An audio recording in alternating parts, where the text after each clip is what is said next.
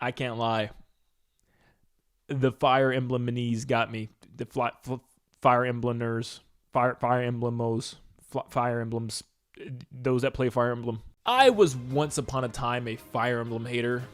And by once upon a time, I mean like literally since like last year. I was one of those people online that would just bang my desk and be so upset when another Smash DLC character was just, oh, Fire Emblem guy. Yep, of course. I felt the same way with Xenoblade 2 for so long. Like, nobody cares about these games. Let's move on. Until I finally played Xenoblade 1 and Fire Emblem Three Houses. And I loved them both for equally different reasons. Yeah, you see that right now?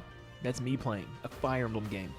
That's Nintendo Land gameplay of a Fire Emblem game. Don't get used to it. At least I was expecting to say, don't get used to it, because even though I really enjoyed Three Houses, I wasn't like over the moon for Fortune's Weave. I didn't even really plan on getting it on release. I was like, I'll get it eventually one day. Maybe I'll go back and play some of the others first. And I didn't even care about this Nintendo Direct that they recently announced. I was like, sure, maybe I'll watch from the comfort of my bed. I rolled out of bed.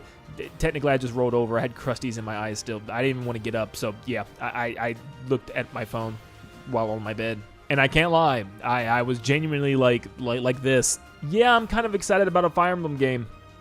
Yeah, what does this world come to, right? I don't know. I think a big reason also is this feels kind of like a direct follow-up to Three Houses. And since I just started with Three Houses, this is pretty cool. I'm like, sweet. You know, I recognize all this stuff, all the mechanics, all the gameplay stuff. Like, this is pretty much the same. It's just more Three Houses, and I really like Three Houses, and I like what I see here. Yay. I don't necessarily like Fabio, though. I'm good on him. Yeah, I like how there's different branching paths again. You know, Three Houses has 3 different houses and stories that you can follow, plus a 4th one if you choose so. And this one has 4 main characters. And what makes this so cool, which is something that I actually actively said as I was playing through Three Houses, was like, you know what, this was sweet. You know, I'm going to go back and play all these other stories. It's great replay value and all that. But I'm like, man, wouldn't it be pretty cool if you could go through all their stories at the same time? Oh, thank you, little birdie. Yeah, thanks to this one bird, they actually allow you to do this. I mean, this whole time as I'm watching, I'm like, who am I going to pick first? I was between Kai and Alucard roleplay. I don't know, their stories seemed the most interesting. But to be able to play through all their stories at the same time and actually get the full story all at once would be so awesome. And I'm definitely doing it that way. That's awesome. You don't have to, but I'm going to, because I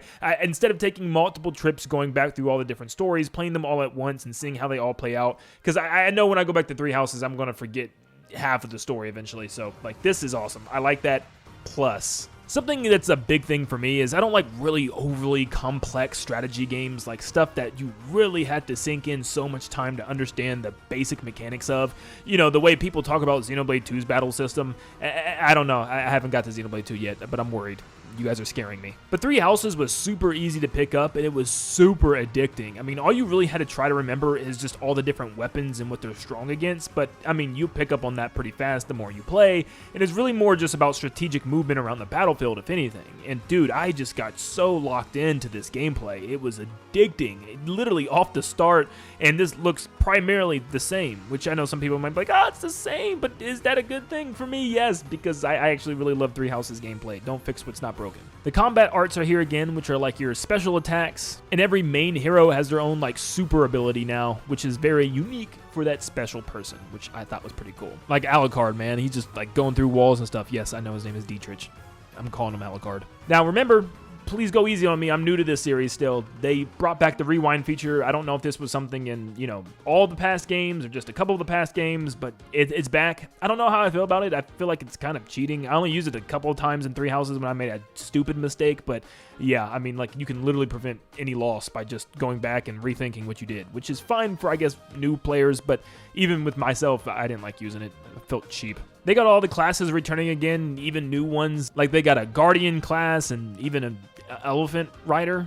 Sure, why not? Some of these weapons are pretty cool, too. Like, there's one I was just like, hey, yep, that's Robin. I know that anywhere. And then this chick just pulls up with a freaking gun? What? Like, seriously, imagine fighting your opponent as a gladiator. You're just swinging swords back and forth, and he just throws his sword down on the ground. It's like, enough of this.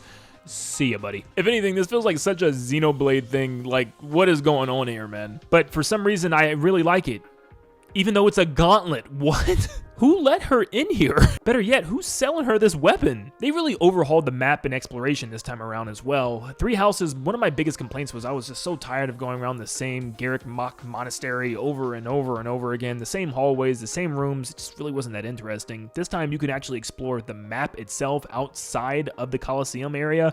There's like little villages and stuff that you can stop by, trade, even get some goods and stuff, and even battle NPCs across the map, which is pretty cool. But the thing that actually really shocked me, because I was fine with just this, you know, just more Three Houses, they actually added new combat stuff. There's dens and caves that you can explore now, or dungeons this game calls it. Like seriously, what is up with Nintendo and dungeons now? They almost did what I really wanted though. It looks like you can use your sword and weapon and stuff freely and like smash boxes and crystals, but I really wanted to be able to like fight enemies that way. That would have been so cool, but they did something else that was also pretty cool. We may not have gotten any live combat yet, but we have turn-based combat in the dungeons now, which is something completely new to the series, I believe, unless I'm wrong about something here. This is actually pretty sweet, and I'm really hoping there's maybe even button-timed presses for the turn-based combat where you can actually dodge or block attacks, because woohoo, I'm liking that. I mean, this is Intelligent Systems. Give me some Paper Mario blood in there. I'm just saying, I'm sorry. Now, everything I've seen up to this point looks like a better Three Houses, in my opinion.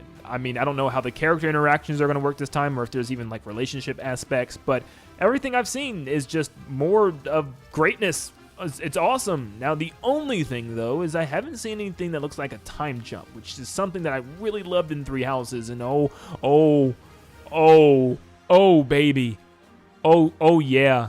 Oh yes. Oh yeah, and there's Sothis. This is literally Three Houses squared, bro. After all four of these heroes compete in the heroic games, I'm guessing they all become warriors or heroes. They have their own statues and everything. Years go by, and then this ancient evil comes to take over. Sothis steps in by giving the warriors a chosen hero. Pencil him in for Smash 6. Yep, this is your new true protagonist. And I know some people don't like the whole avatar protagonist thing that they've been doing over and over again. I clearly don't mind. I mean, I just jumped into the series, but yeah, he looks pretty cool. I ain't gonna lie. It looks like a more powerful, cooler version of Violet, in my opinion. The game branches even further with Fortuna here, where you can go back and change, you know, the past of a certain character and their history and, you know, completely change an outcome or something like that. I'm not entirely sure, but yeah, there's a lot of different options you can go with here. But yeah, that pretty much just checked off my last box, the time travel thing, which I really, really like in Three Houses. It's returning again, which, yes, like I said, I really, really like that. Also, this new protagonist, if he does make it in the next Smash, which I'm highly certain he will, he would by far be the coolest looking Fire Emblem Smash rep.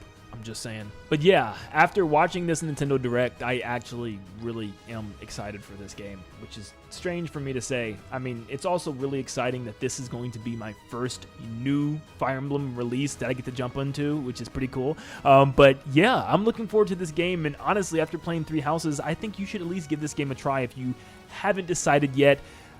But it is an $80 game. That's a pretty hefty price tag, especially for something like Fire Emblem. Like, not to be against Fire Emblem fans or anything like that, but like, you know, there's not the way to get new players in by charging them $80 for a game that they want to try out. Hopefully there's a demo or something, because whew. But man, I'm looking forward to it. I've got to get my hands on that Glock, man.